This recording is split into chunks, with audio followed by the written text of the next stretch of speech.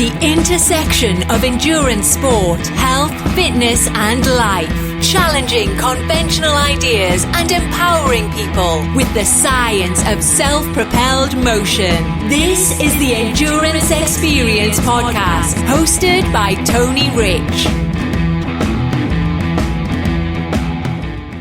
But this one makes me a little nervous. Why? Because, like say Ebola, right? You could, if someone got Ebola, what would happen? You could contain the virus because it was spread from person to person, basically. What happens with this is that it's spread by mosquitoes. You can't kill all the mosquitoes. You just can't. So it goes from mosquito to person. It's like a mosquito has a hypodermic needle injecting everyone with the Zika virus. And that's a problem. It's a virus that's been around for decades. It's nothing new. But the issue became that in Brazil, all of a sudden we started seeing all these babies. Dr. Hebert, talk to us how we are prepared here in the United States for an outbreak of the Zika virus, given there's no vaccine and no medication now. Well, I don't want to be an alarmist, and doctors tend to be that way, but it's something that we really don't know how to handle, which has prompted the World Health Organization to make those statements. This is something that's not really spread from person to person. It's spread by a vector, which is a mosquito. Well, I'm back for number 3. Dr. Corey Hebert, the doctor for the people and the angriest doctor in America. I see y'all having some problems not putting that sugar down, huh? Well, you hear me knocking? Let me in. You a grown-ass man and you can't walk away from a damn Oreo? What the hell? Anyway, I need to drop some real science on y'all today so you can peep why it's hard as hell to break this sugar thing. It's like crack. About 8 million Americans have had at least one gout attack, and most of them are men over the age of 40. Uric acid, which naturally occurs in the body, is usually flushed out of the system in your urine. When the body overproduces it or it doesn't eliminate it properly, elevated levels of uric acid build up in the bloodstream and deposit in the joints. The medical community play in fixing all of this and monitoring it? Well, I think that the medical establishment has to play a huge role. I mean, right now we have a somewhat of a Flint, Michigan situation happening down in Mississippi. We have had things in place for the last really 50 years to try to maintain the integrity of lead testing throughout the United States, because the older the city, basically, the more apt the city is to have lead pipes, which means that there's going to be more problems with lead toxicity. That was just to give you a little sample of the expert commentary and the broad range that is apparent in the communication style of my guest today, Dr. Corey Hebert. He is one of the most illustrious physicians practicing medicine in the United States today. His travels across the country and around the globe have connected him to thousands of people as both a healer and a motivator, all the while practicing both pediatrics and emergency medicine. He is an assistant professor at both LSU Health Sciences Center and the Tulane University Medical Center. He completed his education at Morehouse College, Meharry Medical College, as well as Tulane University Medical Center, where he was the first black chief resident in the history of Tulane. As you've probably already realized, he is one of the most sought-after speakers in his field. He is highly regarded as a medical journalist, working on air as a medical editor for NBC affiliates, as well as multinational news outlets, MSNBC, CNN, CBS, Good Morning America, and even Discovery Channel and National Geographic. He has been a frequent on-air contributor to the Dr. Oz show. He's also the CEO of Community Health TV. And some of you may already know Dr. Hebert from his popular weekly radio talk show called The Doctor for the People, where he answers health questions live on air. And as you can see, he has a very unique charm and delivery, which allows him to talk to urban youth and at the same time, just as well, talk to chairmen of the boards or hop on a multinational news outlet and speak with the same level of acceptance and respect, which is a extremely difficult balancing act, and that's what separates him from other professionals in his field. So I've been wanting to have a podcast for some time to cover a myriad of health topics. COVID-19 pandemic, of course, but also other relevant topics. And I knew I absolutely had to speak with Dr. Hebert about these topics, mainly because I've realized in following him that he has an unwavering commitment to the facts and the science, insofar as you can discern the facts and science. And so he steps to the big questions, not being on any side or any political group, in-group, or echo chamber rhetoric. He steps to the questions with an unbiased and objective approach based upon his experience as a physician, and he calls balls and strikes wherever they land. And if you've been listening to this podcast, you know that sounds a little like yours truly.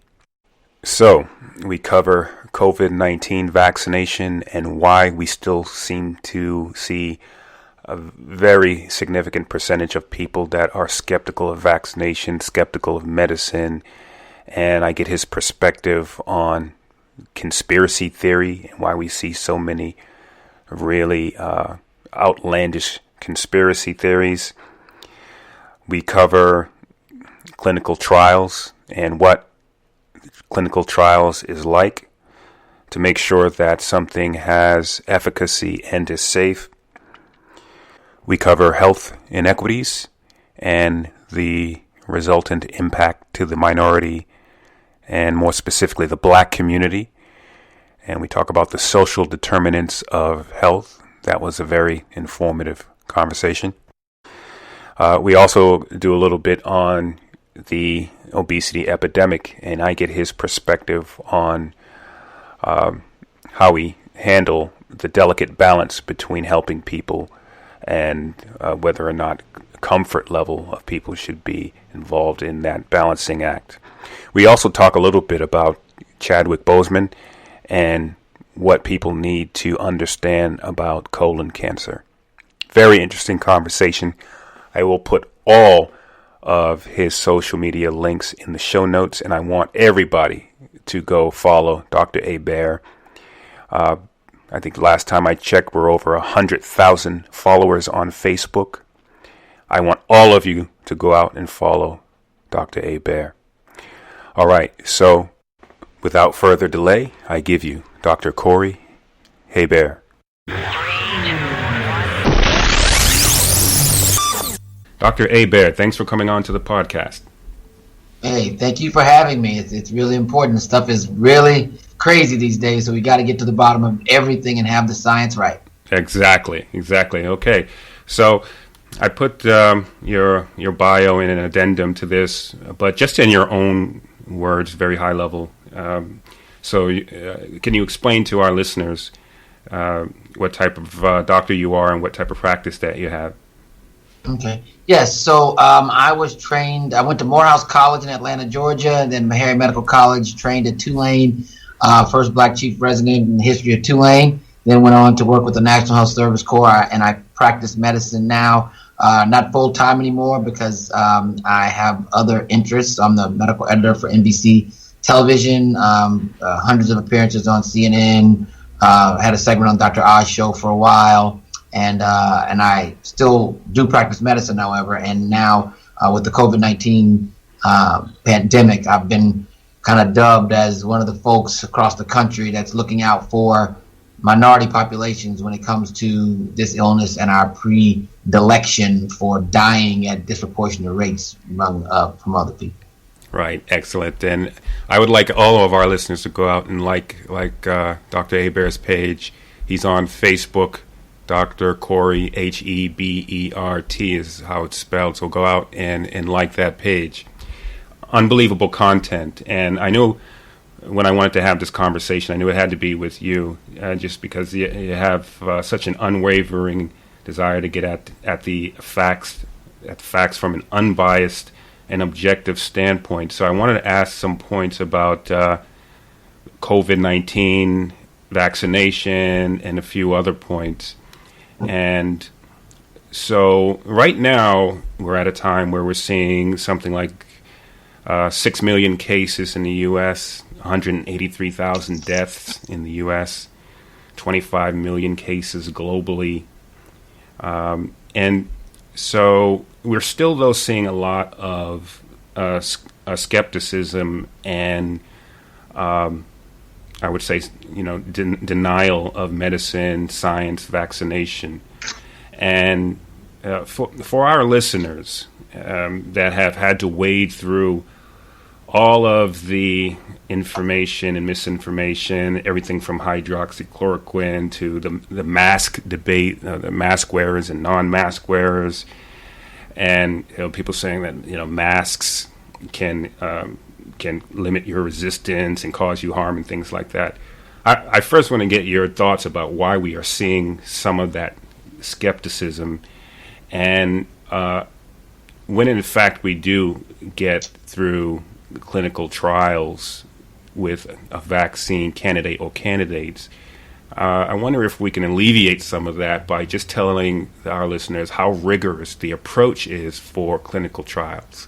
Yeah.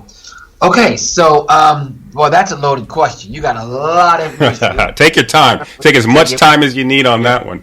Yeah, we're going to go through this. So, okay, the first thing is historic distrust. I mean, African-American folks, we don't like doctors generally because white doctors have done a lot of harm to us. Up until recently, we have not even known that the data points show that African-Americans don't get care that's as good as white people from white doctors. We know that you don't get as good emergency room care. We know that black babies die more frequently if they're taken care of by white doctors. We know that black women, no matter the highest education you have, the more apt you are to die in childbirth if you're a black woman. All these historic distrusts, not to even mention the Tuskegee experiment and all these types of things that have happened. There's a historic distrust for the medical community. And that's what made me go into medicine, because I'm black. And so if I say, that a frog could swim, then throw him in, and that's what people have to have trust. But you got to remember, in the Tuskegee experiment, they had black people involved in that too, right? So we have to think about, there's a tipping point. There's conspiracy theories out there for everything.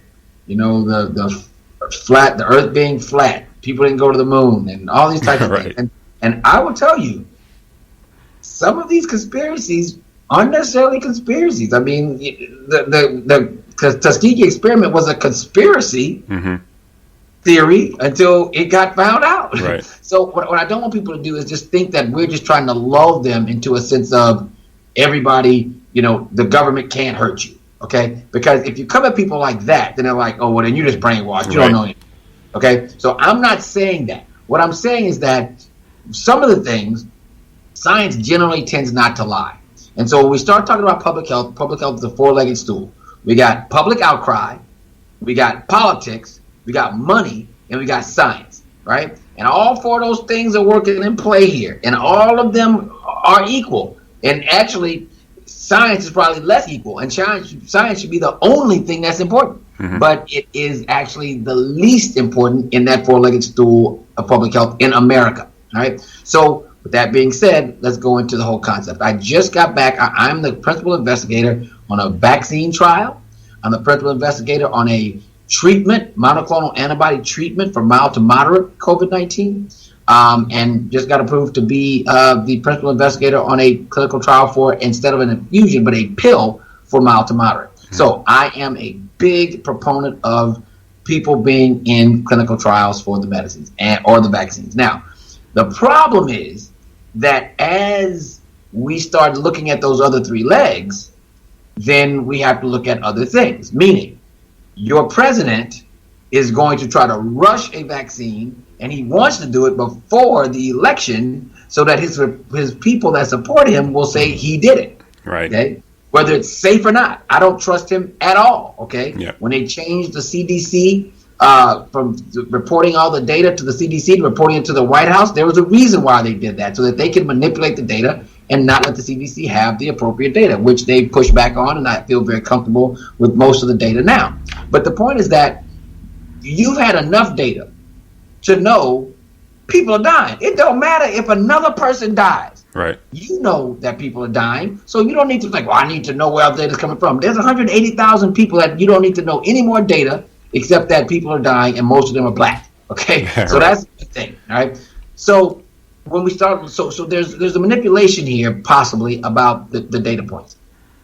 Also, there are a lot of people in line to make a lot of money from this. Whoever, you don't think these people are racing to get this vaccine so they can save us, right? Right. They're racing to get this vaccine because they've even started manufacturing hundreds of millions of these doses of these medications at an at-risk status, meaning that if it works, they're going to pay, and if it doesn't work, they're going to pay, because you have to have the money up front so that you can work on these things. Russia has come out to say that they have a vaccine. Now, there's a reason why you don't want to rush over to Russia and get that vaccine, because you know that vaccine, if it does work, didn't go through a phase 1, phase 2, phase 3 clinical trial. Meaning, just see if it's, well, first of all, it's tested on animals first. Mm-hmm. If it's tested on animals and it's okay, it doesn't kill the animals, and it actually shows that it may work, then we go to phase 1 in human beings. Phase 1 in human beings is to see if it's safe. Phase 2, and have not a lot of people in that study, 20, 30, sometimes less, right? And then we go to phase 2, and that says, does it work? So we test to see if it works. And that's a little bit more, few more people. And then if we know it's safe and it works, then we go to phase 3, and that's when we give it to thousands and thousands and thousands of people, just because this is in the population to see how it's going to play out. Okay, and usually we accept 80 to 90%. After the phase 3 to say that it works. 89%, it had to work 89% of the population. Okay. With this vaccine, however, they're going to say that if it works 50% of the time, they're going to take it. Right? Which to me, once it goes through phase 1 and phase 2, it means that it's not going to hurt anybody. Right? It just means that it might not work very well. When we talk about vaccine, that's all prevention. Okay. Okay. The treatments, that's what we're doing with the monoclonal antibody that I talked about earlier. Yeah. So with that study, people come in, they get tested. If they're positive, they get randomized to whether they're going to get the medicine or placebo. I got it right. Mm. And then we monitor their symptoms and see who gets better, who doesn't get better. If the people that got the actual medicine get better, much better, quicker than the people that got the placebo, then we know the medicine works. If they don't, and if they're equal, then it doesn't work. Right? So with the vaccines, however, it's a little bit different. We give the vaccine to anybody that wants it. Okay? And then we check to see their antibodies to see if they have high enough antibodies so that it will prevent them from getting the disease. Got it. Okay? Got it. And so that's the difference. And so, once we get to phase 3, then it's pretty good that we know that it's gonna work. Might not work as good as we want, but we know it's not gonna hurt you. Okay. Now, with that caveat, I have to say with anything you take, there's always risk. It's very small. So I'll harken back to 1976. Before we do that, let's harken back to 1918, because I want people to remember there was an H1N1 outbreak. Okay, swine flu outbreak in 1918. There were no vaccines around. There's all we're going to have was herd immunity. Okay, and we're still around as a human being, as a race. Okay, so people got over it. And if we didn't do anything, if we didn't wear our mask, if we didn't try to get vaccines, this would burn out in about 2 years. Mm-hmm. 1 million people would die, but burn out, and the human race would continue to move on. Okay, but we don't want that to happen. But that happened back then. I'm going to throw something else in here real quick.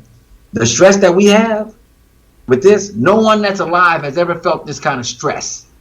Because in 1918, you didn't know what was happening in Nebraska if you lived in Florida. You had that kind of internet, right? That's right. So you didn't know. All you heard was, they got people dying in Florida. So I want us to address that stress. But we'll come back to that. So let's fast forward to 1976. swine flu, quote unquote, outbreak. Fort Dix, New Jersey. Everybody's like, oh my goodness, it's going to be another 1918. So they put together a vaccine real fast, and they gave it to thousands, hundreds of thousands of people. Only one person really died from that swine flu outbreak, which wasn't even an outbreak, but several people died from the vaccine. So what was that precedent set for people now? That there could be a vaccine that could kill more people than it would save that actually died from the actual thing. That ain't going to happen with this one. Okay, so I'm just trying to let people know that. And the thing is, they got a very interesting disease called Guillain-Barré syndrome, which is a paralysis. All right. So anyway, that's not going to happen with this because that was 1976, and this is 2020. All right, that's 40-something years. So we've got a lot better in doing these vaccines. So what I want people to understand is that it's not going to, anything can hurt you. Tylenol, the most dangerous drug in America. People take it all day. You want to die, take 15 Tylenol. You have to be dead in a minute, right? But nobody worries about Tylenol because they just don't read the package insert. Right. So I want you to remember that everything has a side effect. Everything you take, every medicine has a side effect. And this vaccine won't have any more of a side effect than any of the antibiotics you take, in Tylenol you take, anything else, okay? So it just might not work. Right. That's the issue. Donald Trump, and in politics, they're trying to push this where they're saying that they may even want to start letting people have the vaccine before it is finished its phase 3 trial. I would advise you, do not take any vaccine that is not finished the phase 3 trial, because that means that we are jumping the gun and we're not looking at the safety and efficacy the way we need to do it. Right.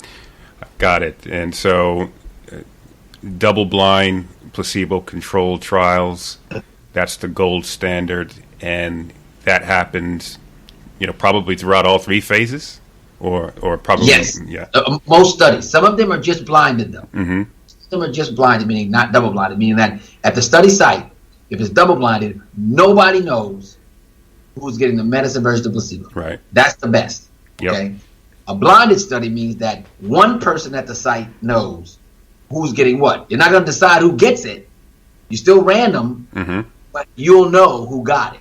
All right. One of my studies is blinded. So I know, or someone, actually it's not me, someone in the site knows who gets the medicine and who gets the placebo. But they can't say.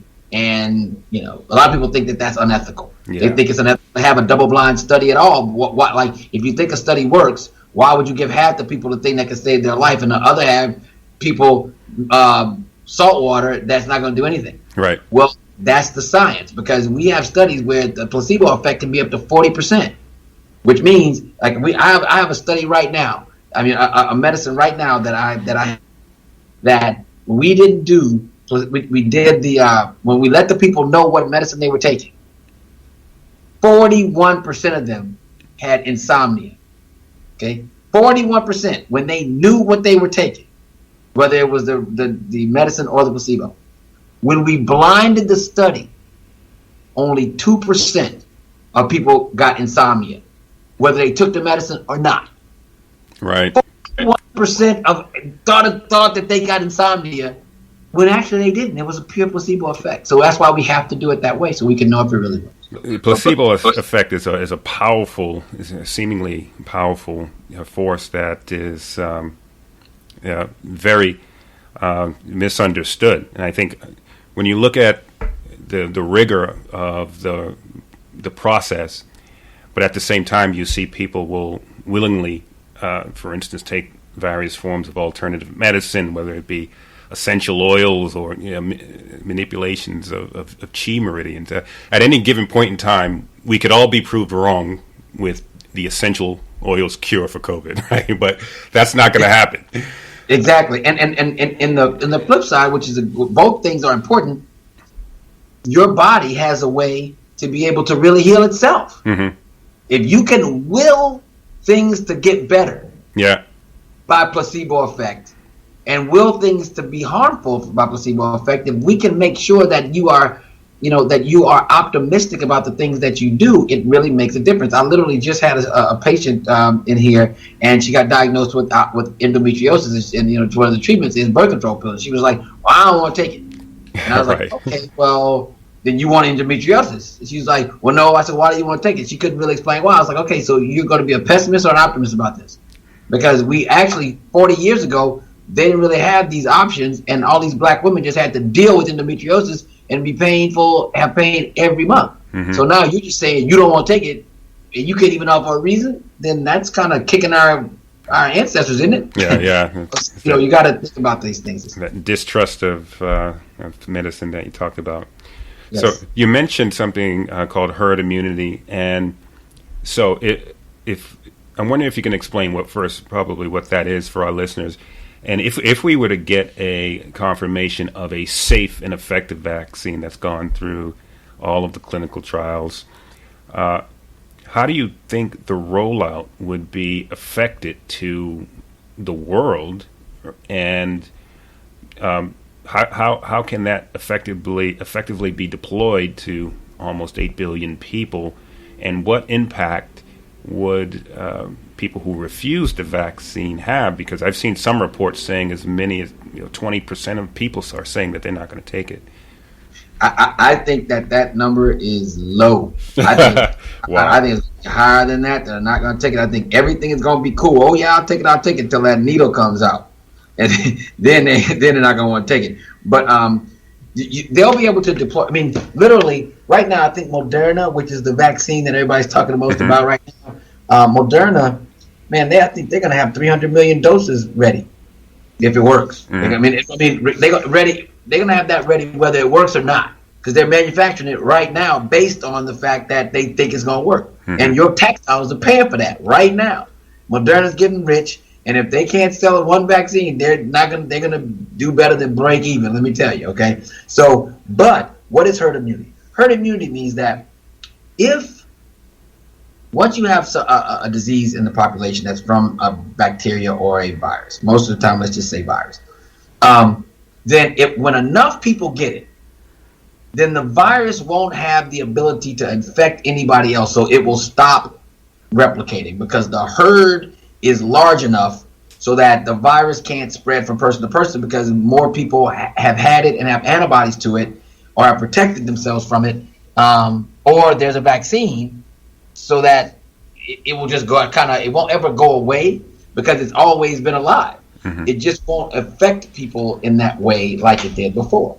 So you have things like, people used to die a lot from not die, but get infected with measles, and used to die from measles and so many other things. But over time, just like, H1N1, just like 1918, people all of a sudden, just after about a couple of years, so many people had it, and either people that had weak immune systems to it or couldn't fight, they died. The only people that were alive left were people that could either fight it or that have had it, right? And that over time, just you develop that immunity, and that's it. That is going to happen with this disease. But you got to remember, we had an H1N1 outbreak in 1976, quote unquote, wasn't a real outbreak, but we thought it was. And then we had one a couple of years ago. So this stuff never goes away. It's just sometimes it flares up for lots of different reasons, and then we have to kind of deal with it. So herd immunity is what is definitely going to happen.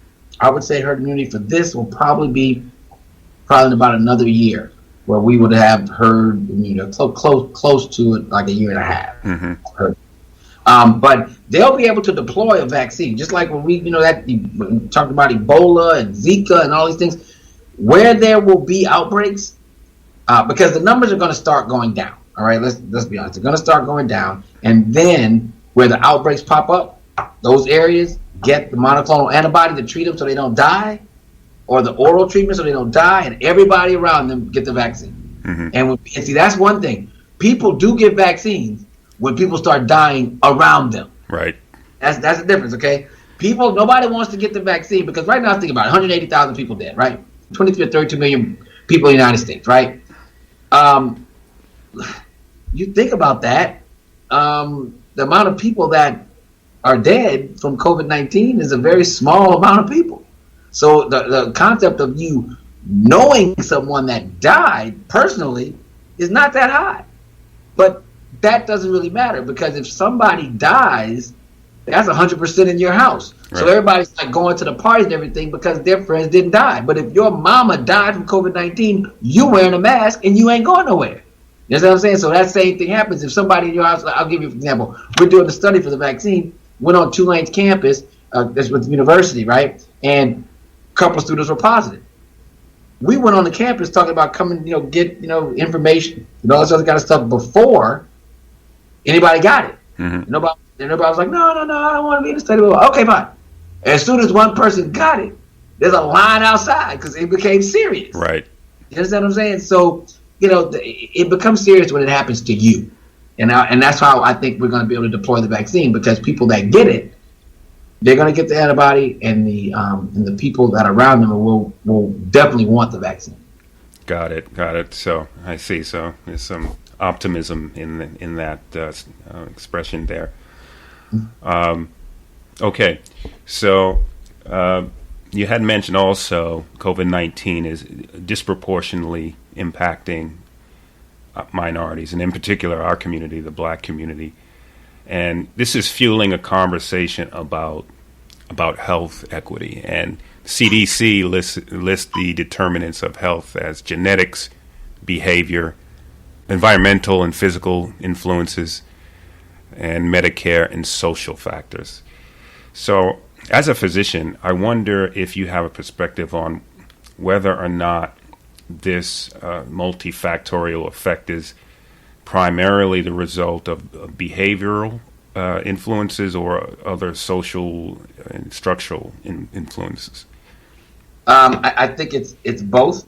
I think it's really important people understand the social determinants of health, because it's like you said very brilliantly. It's where you live, where you love, where you work, and where you play. How does your social environment affect all those things? And without discussing those things, like our Surgeon General went on, as a Black man, and said, don't smoke, and eat better and all this kind of stuff. You can't just tell people to do that when smoking is a part of their life because they like nicotine, because it makes them escape from knowing that they can have to live in the projects and they don't have a other way out. You can't tell somebody to eat better when they don't have a healthy grocery store in their area. You understand what I'm saying? So the social determinants of health mean everything. And so people talk about health disparities. I don't even like to say disparities. I like to say health inequities, because disparity means difference. It's not just different. It's bad different. Right. Disparity doesn't mean, even though we think the word despair means bad, but disparity doesn't mean bad. It means different. So we have to stop changing. We have to start changing what we say. We have to say health inequities, because we have to talk about it's bad, not that it's different. Okay. Right. Yeah. We talk about this, the health disparities that people call disparities, that we call differences. We have to talk about why people do the things that they do, and we have to start off from the paradigm that nobody wants to die of cancer. Nobody wants to get hypertension. Nobody wants to get diabetes. Nobody wants to live in the projects. Nobody wants to not have a good job. So when you start off with that, which a lot of times white people don't start off with that. They start off with Black people are lazy. Black people are shiftless. Black people don't know what they're supposed to do. Black people. So when you start off in the wrong paradigm, then you go to a different place. And I think that's what a lot of this Black Lives Matter stuff is coming about now, because people are starting to realize, even white people are starting to realize, they have a lot of racism, but not outward, just like this implicit bias that everybody's talking about. And the reason why we know white people have it is because Black people have it. I mean, you're on an elevator late at night.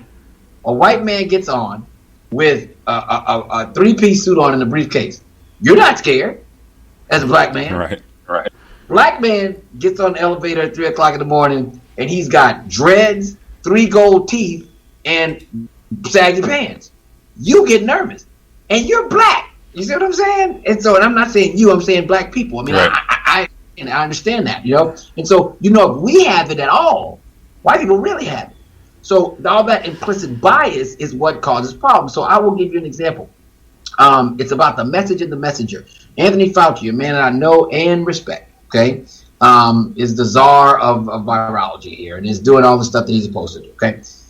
He's a smart man, but he's no genius, and he's no saint. All right, he's done bad things like everybody else. So point is though, he's leading this thing, and I think he's doing a pretty good job, because this thing is changing before our eyes. But he said something. He said, this COVID-19 is going to shine a light on health. He said disparities for African Americans. And I said, and I wrote him an email and I said, no, I disagree. And the reason why is because the light has been shining to the tune of hundreds of millions of dollars every year that the federal government spends on this. Mm-hmm. But they have the wrong message and the wrong messenger because it's ineffective because people are still dying from blood pressure, high blood pressure. People are still dying from diabetes. So it's not that we need to shine the light. The light's just been a dim candle to the tune of almost $1 billion a year going into the wrong people's hands.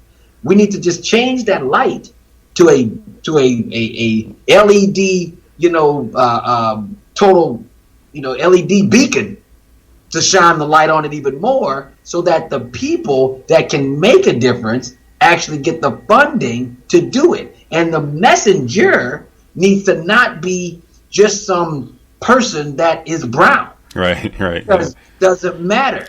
Because, look, you can have a black kid, grew up in Manhattan, went to Andover for prep school, went to Harvard for undergrad, went to Harvard for his MBA or his master's of whatever, and then go sit in a room full of white people at Merck, and then he's the person that's going to be deciding what the messaging is going to be for the vaccine because he's black. He can understand what the black people are going through.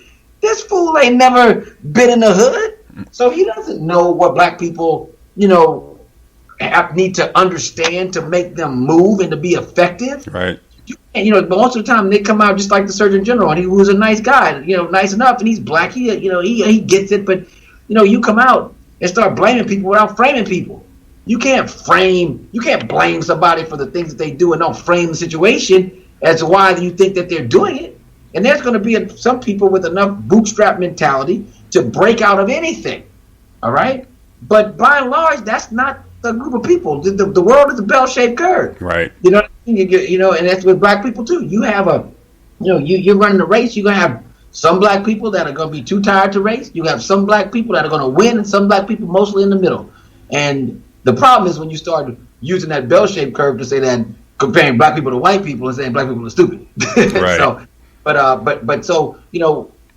I'll talk about this forever, man. But the social determinants of health mean everything. And if we don't, at some point, come to grips with that, then we will never be successful in the goals that we're trying to be as far as health and equity. It sounds like you're saying that the behavioral part of it is not as simplistic as just simply saying eat better and work out more. It's a more robust problem requiring more robust solutions. Exactly. And if we do not put the time and the money into doing those solutions, we will never have an effective model. And in my opinion, we don't want an effective model. Right. Because the impediments that have been put in our way, whether they be inadvertent or intentional, the ones that are intentional have been put there pretty good on purpose. Mm-hmm. They're intentional. So people sometimes, even though the burden to the system, as far as the money is stupendous, I sometimes think that they want you to get weary. Yeah. That's why we have to empower our people that we can't get weary. Right. You got to have hurdle after hurdle after hurdle, and that if you're running a race, first of all, if you're running a race and you start off behind, you can't run the same speed if you want to win. You got to run faster, okay, if you want to win. That's just science. But if one person is running and they have no hurdles, and you're running and you have hurdle after hurdle, you're going to lose. Probably, but even if you cross the finish line, you'll be behind. But most people just stop. Yeah. Because it's not fair. And that's what we do. That's what the projects come from. We stop. Because if you have hurdle after hurdle after hurdle, you just stop. And that's what we have to do, empower our people that we can't stop. Absolutely. I echo those comments. So let's finish up with an exchange on the obesity epidemic. And according to the CDC and the WHO, we have an obesity epidemic with adults and children. And there seems to be some effect, and maybe you can comment on this, some effect with those who have severe obesity and succumb to COVID-19, and this on top of all of the other clinical risks of obesity. So, as a physician, what would you say to those who are advocating that we should not shine a light on the obesity epidemic because it sort of makes a certain segment of the population feel uncomfortable by talking about these issues? Well, I will tell you this. The time for not doing things because people are uncomfortable about the truth is past. Mm-hmm. We're going to lose another generation of black people because people don't want to think things are uncomfortable. It's time to be uncomfortable when it comes to health. It's time to be uncomfortable when it comes to anything that's not right. All right, black people are way overweight. White people are too, but black people tend to be overweight. There's a way to do it appropriately because nobody wants to fat shame people. Right. But the problem is that I'll put it like this. You've seen some of my things on Facebook, and I had this thing called the Angriest Doctor, where you kind of yell at people, and it's kind of funny. I make jokes about it. But, every now and then I get someone to say, we don't like that you're yelling at us. We don't accept that when people talk to us that way. And those are the people that I couldn't get them to trust. Okay? They couldn't trust. Because when your grandmother told you, don't go outside, and she yelled at you, you might have been upset, but you didn't go outside because you trusted that she was telling you the truth. But if your friend told you to not go outside and yelled at you, you'd feel a little different because what does your friend know? Your friend don't know anything. You know what I'm saying? So you don't trust him, so you don't like it when that happens. So the concept of having to be uncomfortable, to me, is based in trust. Mm-hmm. When my patient trusts me, I can make them uncomfortable when they know what they're doing is wrong, right? They're uncomfortable if they don't believe what I'm telling them. So my point is, I'm over being uncomfortable, but I am over being empathetic. Not over being empathetic, because you have to be empathetic, because once again, it's right back to the social determinants of health. Can't call somebody fat and tell them to quit eating bad things when they can't eat good things, right? So it's a delicate balance. But what we have to remember is that black people, we eat bad food. A couple of reasons. We eat bad food that's starchy and bad because that's our slave diet. That's what we grew up on. That's what we know. You couldn't work in the fields all day if you had kale and lean salmon. Right. Yeah. Okay? You couldn't, because you need carbohydrates to work in the fields. Okay? Black people, they didn't have a lot of fat slaves that worked in the fields because they burned off all the carbohydrates that they ate, with all the bread and all the pasta, well, not pasta, but all the bread and all the rice, all the sugar that we ate. So, we have to kind of come to grips with that. That is in us to want that. And also, it's comfort food. Our brain needs glucose. Our brain needs sugar to operate. So if we're upset, either you got your fix. Either you're salty or sugar, right? If you're really upset, just eat some ice cream if you're a sugar person. You'll feel a lot better. It gives you some euphoria. It makes your brain. If you're a person that has, and you like salty, eat a bag of Doritos. Doritos isn't paying me for this. All right.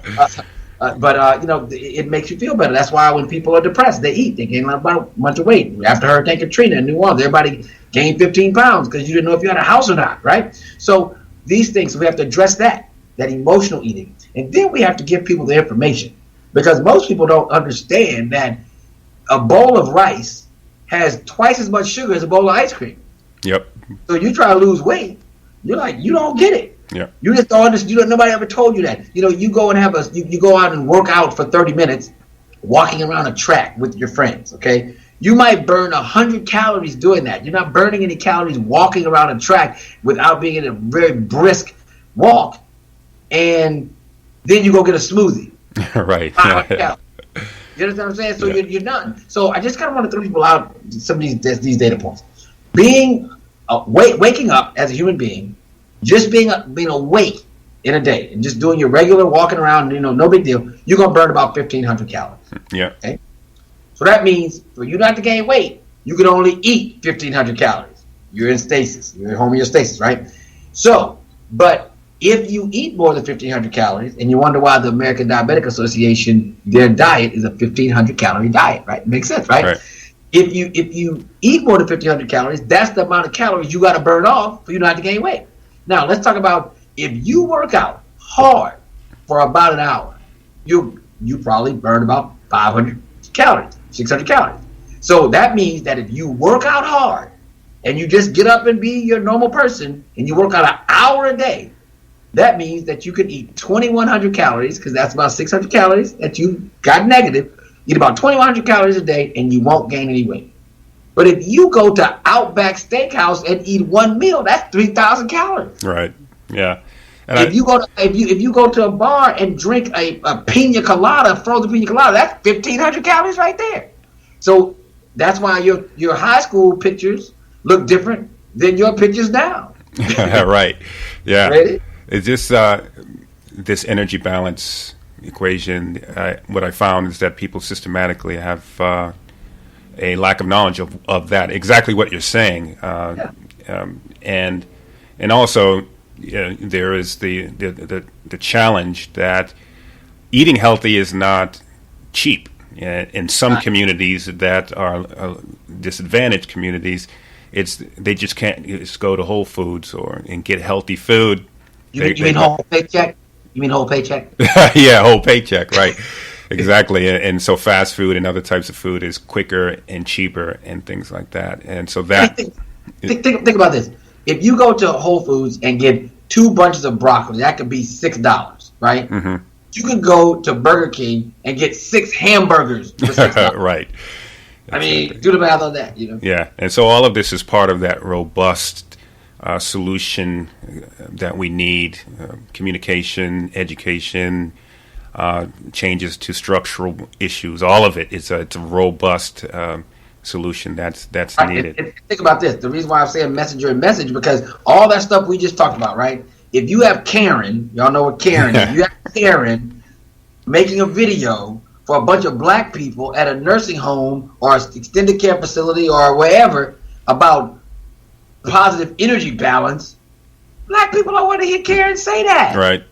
Yep. And they don't want to hear a Tom who is black say that either. Yeah. Somebody that has the timbre in their voice of an African American person that has felt their struggle to move them forward. It's not about anything except inspiration. We know the data points. It's about inspiration. And if we don't have inspiration and use edutainment, that's my brand. I love edutainment. I have to keep people going because that engages us. We're that kind of people. We're communal people. That's why this whole COVID-19 is so hard for black folks, because we're not used to being solo.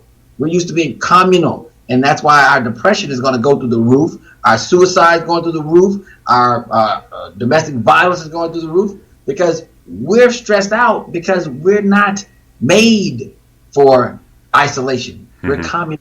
Yep. Awesome. This is a great conversation. I just thought of one more thing that I want to get from you before we finish up. Mm-hmm. So we heard about Chadwick Boseman over the last couple of days. Yes. What do men? Yeah, sad, very sad, and no one knew about anything. It was very surprising to all of us. What do men, and particularly black men, or just men in general, need to know about colon cancer and prevention? What we need to do is, if you have a family member that had colon cancer, do not follow these guidelines from the American Cancer Society and all these guidelines. If you have a family member that has colon cancer, you need to be going to the doctor every year. And you need to be, when you're 35 years old, you need to be trying to get a colonoscopy and getting your insurance to pay for it. Because he was diagnosed at about 40.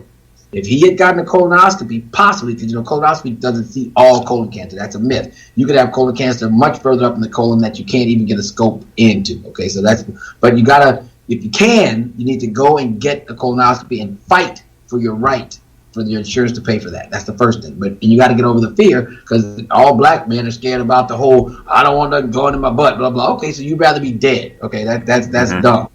So you got to get that done. you also have to monitor your body and not be afraid to go to the doctor. There are chemical markers in the body for colon cancer, okay? And you have to know about them. And you have to ask your doctor to draw those chemical modulators for you to see if you have colon cancer. But you have to go to the doctor. You start having unexplained weight loss. Your stool, you're bleeding from the butt, okay, when you poop. You have very skinny stools, or your stools are very voluminous, or they change. Abdominal pain, fever, but that unexplained weight loss. You saw when Chadwick Boseman, all this, he started getting a lot of flack because they kept saying he was losing weight. Yeah, I remember this. Yeah. And everybody was talking smack, like, oh, why is he losing weight? Losing weight because he had colon cancer, right? And he knew it, but he didn't want to say anything because obviously people think that people that are sick aren't virile, and he had to be the first black superhero. He couldn't tell people he had colon cancer, right? And I get it, and he was doing everything he could to fight to do the fight. But you got to remember that if you have unexplained weight loss, night sweats, anything, you've got to go to the doctor. You cannot be scared, because what will happen is that you've heard this a million times. Miss Mary doing okay. Miss Mary started feeling bad. She went to the doctor. They found out she had cancer. Then they tried to take the cancer out. As soon as that air, when they did that surgery, that air hit that tumor, spread throughout the body, and that's what killed Miss Mary. No, air hitting a tumor doesn't kill anything. It doesn't make it spread. What made it spread was that Miss Mary had those symptoms for 4 years, refused to go to the doctor, and by the time she started having symptoms, it was too late, and they opened her up, they couldn't get it out, and she was going to die anyway. That's the reality, okay? So please do not think that people, having surgery gets air to the tumor and it spreads. That's not what it is. We've got to be cognizant of our bodies and go to the doctor. And also, we got to cut back on processed meat. Processed meat is a class 1 carcinogen. I'm about to blow everybody up now, because this is not something I'm making up. Just look it up. Processed meat, bacon, sausage, cold cuts. Now you say, wait a minute, I go to Subway, I got to eat fresh, I get a turkey sandwich. Okay, no knock on Subway. It's a lot better than a lot of other stuff, okay? But when you get turkey, if that turkey is not sliced off a bird, then it's processed meat, okay? That's the reality. So you got to cut back on all that processed meat. And I talk about bacon. Boy, they hate when you say bacon. Lord, people tripping. All that processed meat. And also red meat. Okay, we're not sure about red meat yet. We're not sure, but there's no reason for you to eat red meat every day. What your plate needs to look like, and I want everybody to listen to this, the plate needs to look like a large portion of vegetable, whatever that vegetable is, and corn and peas don't count, okay? Green vegetable. A small portion of protein. I mean, a large portion of protein. That could be beans, any type of meat. Okay, probably not always red meat, but fish, whatever, or beans. If you're a vegetarian, beans or seafood. Okay, and then that third portion of that plate can be a starch, but that needs to be a very, very, very small portion. So that would be your noodles, your rice, your bread, or your or potatoes. That's what your plate's supposed to look like. But what our plate looks like, especially when you go to a black people's supper, you got fried fish, potato salad, that's a starch. Peas, that's a starch. Cornbread, that's a starch. Spaghetti, that's a starch. A piece of cake at the end, that's a starch. All that is like eating 10 bowls of sugar. You understand what I'm saying? Right. So our plate needs to be green, protein, and a very small amount of starch, and that's what will get us through. But that's something you got to learn, because we just don't know that. We think the starch is supposed to be the anchor. Yeah. And that's because in the fields, you needed that anchor to get through. Right. Yeah, well, and I'm interested in hearing some more information about the facts and circumstances of Chad Boseman. I think, just like you've articulated, there's a lot of, perhaps there might be some learning that comes from this. Like you said, getting into the doctor, trust in medicine, trust in doctors.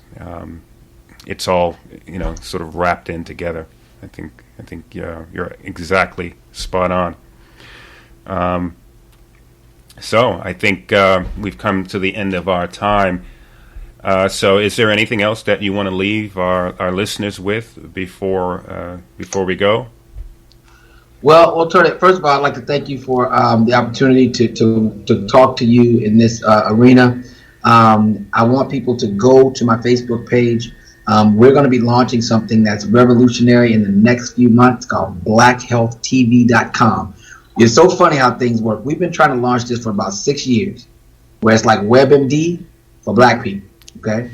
And people, we don't need that, we can just use WebMD. Why did black people take care of black people? Now, guess what? Everybody's beating down our door for us to launch it, okay? Because people understand now, right? So we're going to be launching something very soon, but I need you to either follow me on Twitter, and that's Dr. C. Hebert, WDSU. That's kind of long. You can go to Instagram, and that is Corey Hebert, MD. You can go to Facebook. We got about 75,000 people on that Facebook account, and it rolls, and it's very interesting. You go back and see all the stuff we've done, and that's Dr. Corey Hebert, MD. Okay, go to that Facebook page and follow it. You can like it too, but I don't care if you like me. I want you to follow me, because you might like me one day and not like me the other day. Because I'm tell you some stuff, and look, I'm your family, so I might tell you some stuff you don't want to hear. So you might not like me, unlike me. I don't care. Just follow it, because we need you to get the information. Then you can choose whatever you want to do, but the key is to have the damn information. That's and I'm right. telling you, empower yourself. Empower yourself. Tom, can I tell you just one other quick story? Go ahead. Other quick story. Black people think that we have hypertension just because we're just bad and eat a bunch of pork. It's not true. We have hypertension because when we were in West Africa and all over parts of Africa, the slave masters, they used to lick our faces in the sun to see if they tasted salt. And the reason why is because if they tasted salt on you, they didn't want to buy you.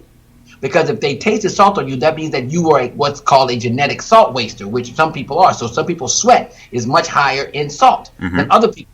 So when you're going across that water, going across the middle passage, there wasn't a lot of fresh water to drink. So you got diarrhea, you got dehydration. But if you are also sweating out your salt, because wherever salt goes, water goes.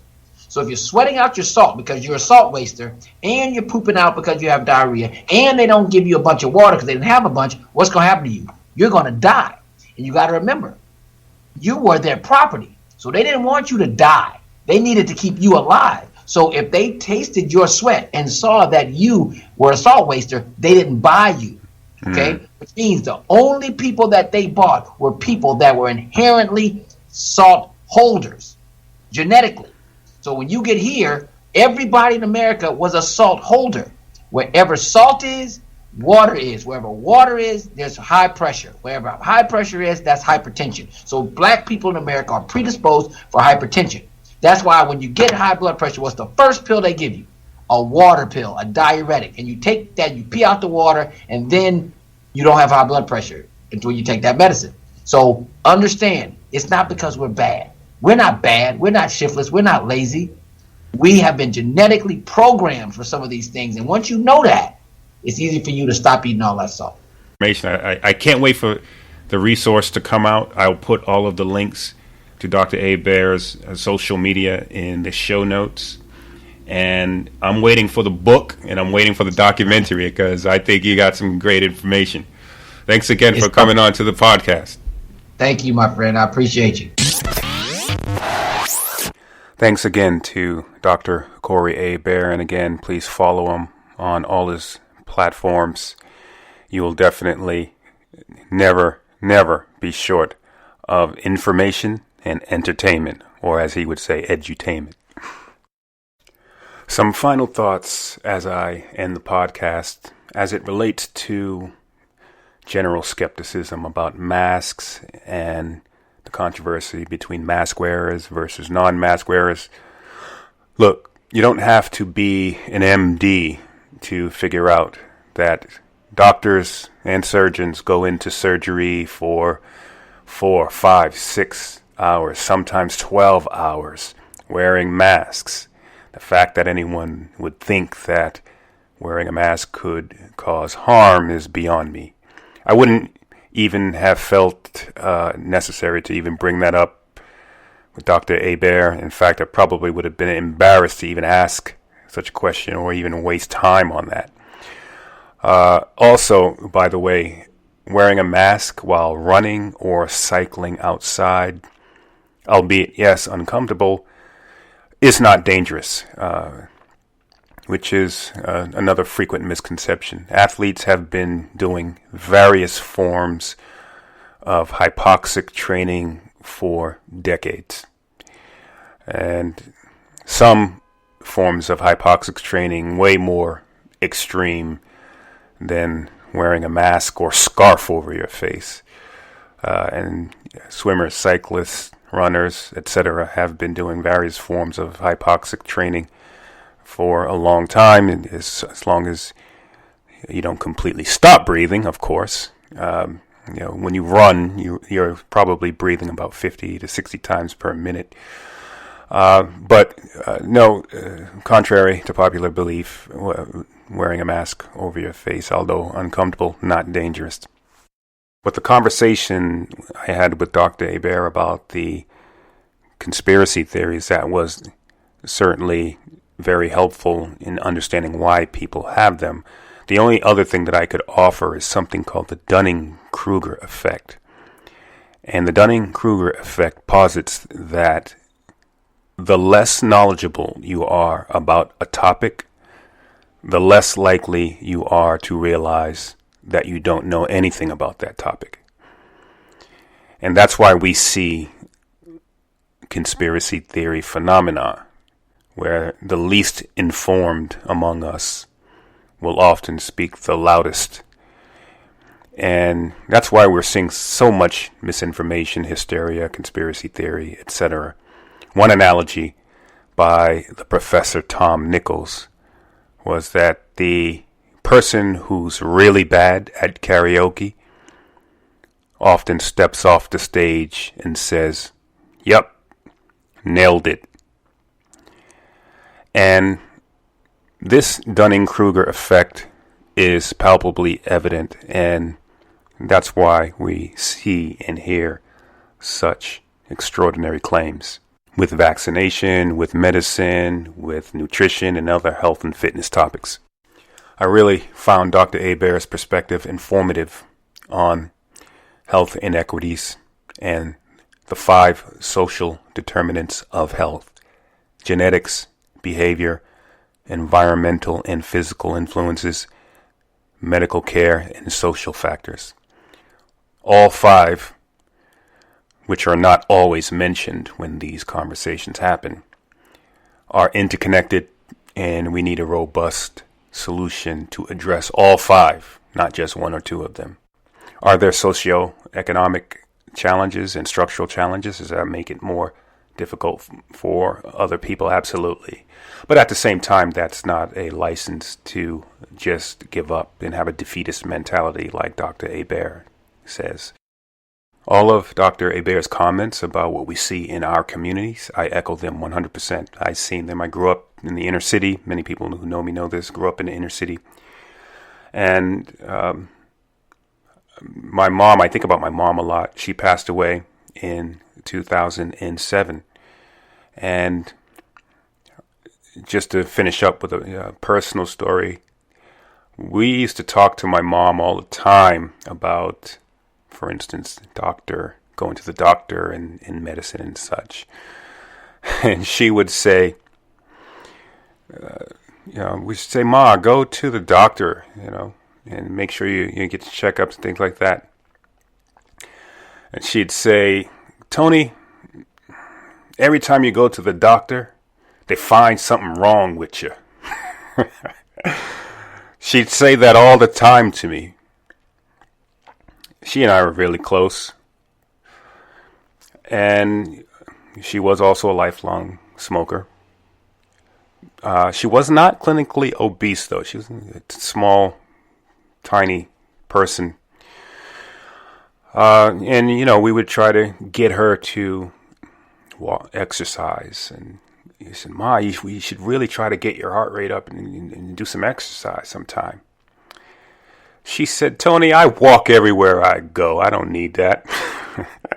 Which is true. She stopped driving really young, and she did walk everywhere she went. And she was a smoker, so we would try to get her to stop smoking, and